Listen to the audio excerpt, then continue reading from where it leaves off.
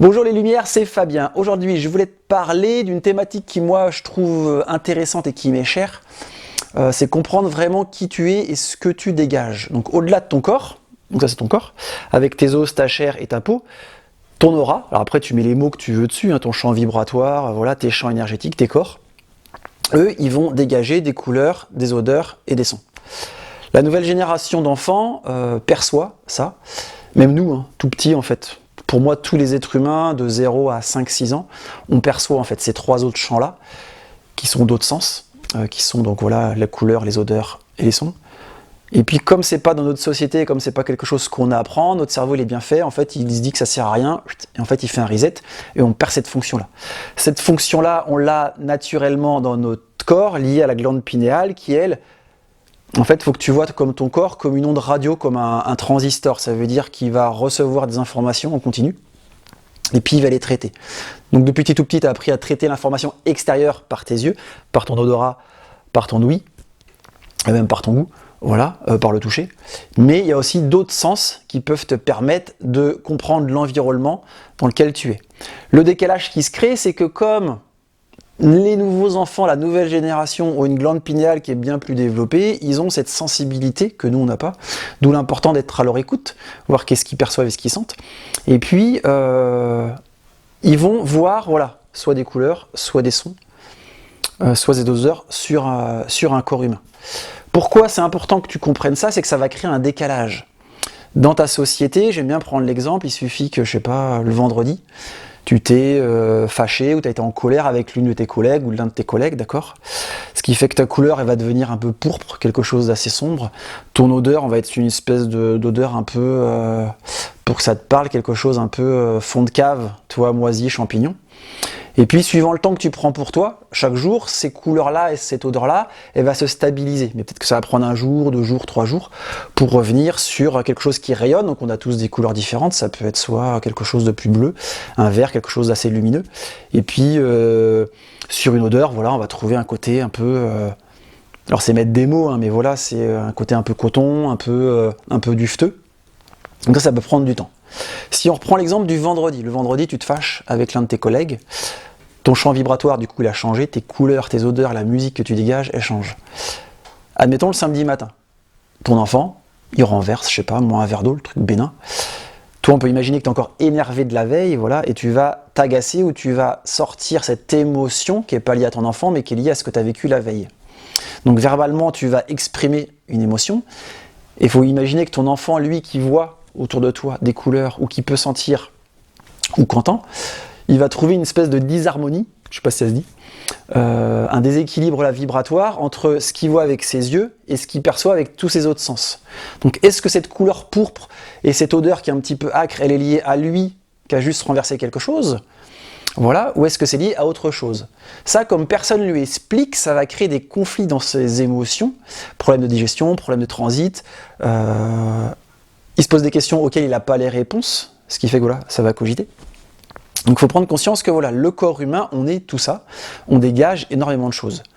Plus toi, adulte, tu vas travailler sur toi-même, tu te rends compte qu'on est autre chose.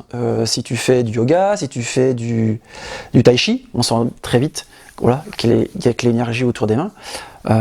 Faut te rappeler que ton corps physique, tu as plus d'énergie dans ton corps que de matière. Tu as plus d'énergie de prana dans tout ton corps que de cellules. Tu as plus de vie entre chaque cellule que de cellules elles-mêmes. On a avant tout de l'énergie avant d'être de la matière. Donc je voulais faire une petite aparté là-dessus, puisque la nouvelle génération d'enfants perçoit tout ça. Donc s'il n'y a personne qui lui explique, ou encore les parents, si vous ne prenez pas le temps d'écouter ce que partagent vos enfants, peu importe si ce que je dis c'est vrai en fait, c'est ça que j'aime expliquer. Moi c'est ma perception du corps humain aujourd'hui, c'est ce que je vois à travers mes soins, c'est à travers les stages, voilà. C'est comme ça que je vous accompagne parce que je vois plein de choses. J'ai envie de dire, c'est pas important de savoir si ce que je vois c'est vrai. Ce qui est important c'est d'être à l'écoute de vos enfants et d'écouter eux ce qu'ils vous ramènent, ce qu'ils vous disent, ce qu'ils vous partagent. Et plus vous allez être à l'écoute de ça, plus tu vas être à l'écoute de ça, plus tu vas pouvoir l'accompagner et le rassurer. Ok ? Donc voilà, c'était une petite vidéo qui me tenait à cœur. Je vois beaucoup d'enfants qui sont perdus, qui n'ont pas les bons barèmes, j'appelle le barème voilà, de la vie, puisque c'est pas des choses que tu apprends à l'école, c'est pas des choses que tu apprends dans notre société.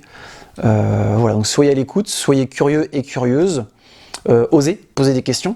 voilà, sous forme de jeu, hein, voilà, il n'y a pas de vérité, mais posez des questions à vos enfants, vois qu'est-ce qui l'intrigue, vois ce qu'il voit, ose croire, tu vois, ouvre-lui des portes, valide, ouais, peut-être qu'il voit des couleurs, valide, peut-être qu'il sent des odeurs, mais lui, ça va le rassurer, ça va lui créer un barème, ça va lui poser un cadre, voilà. Pour accompagner ton enfant ou pour t'accompagner toi, parce que toi aussi, tu dégages des odeurs, des couleurs, voilà, et des sons, ce qu'il faut, voilà, c'est que tu te décharges le plus possible. Donc pour se décharger, si tu suis un peu les vidéos, tu commences à comprendre qu'il faut vider ton mental. Donc pour ça, faut marcher pieds nus. Donc là, on commence à voir que d'instinct, les enfants, ils vont se mettre pieds nus. Ça veut dire que toi, on a toutes les réponses en nous, puisqu'on se décharge, voilà, 80% par la voûte plantaire, puis tu as 20% par les mains. Tu reçois des informations constamment, tu es comme une radio, il faut que tu évacues ce trop-plein d'informations. Donc laisse marcher tes enfants pieds nus, toi, marche pieds nus. Prends du temps pour toi, ça c'est primordial. Ce qui peut te décharger, donc en fait quand tu es trop chargé, tu dégages un trop plein d'ondes électromagnétiques, ça c'est ce qui se mesure. Ça va changer ta fréquence vibratoire. La nature elle est bien faite, 1 heure en forêt, voilà, l'arbre dans sa configuration lui va manger ton trop plein d'ondes électromagnétiques, donc ça va te décharger. Au même titre que voilà, le sel en bord de mer, l'iode, voilà, va aussi manger ton trop plein d'ondes électromagnétiques. D'où l'idée que tu peux prendre un bain rempli de gros sel. Alors rempli, tu prends un bain et tu mets la quantité d'un bol de gros sel dans ta baignoire. Ça peut t'aider à te décharger. Donc pour accompagner tes enfants, il faut que tu trouves quelque chose dans lequel il va répondre à ses envies. On a de plus en plus d'enfants qui sont intuitifs. Ça veut dire que dans notre société, on leur expose un problème A et on leur demande d'avoir un raisonnement pour arriver jusqu'à une réponse B. Ça, c'était notre fonctionnement, nous, notre génération. Les nouveaux enfants, donc je veux dire les enfants qui sont nés à partir de l'an 2000-2010, tu vois, entre 0 et 10 ans, 15 ans, ils sont de plus en plus intuitifs, donc je reviens sur cette fameuse glande pinéale, qui lorsqu'on lui amène un problème, il a de lui-même la solution. Si vos enfants ils sont comme ça, vous vous rendez compte que d'instinct, il n'a pas forcément besoin de recette pour faire un gâteau au chocolat, puisque les dosages, ils sont bons. D'instinct, il sait quand est-ce que le gâteau est cuit. Donc ces enfants-là, ils ont besoin de créativité, de s'épanouir dans l'instant, sans attente, sans objectif.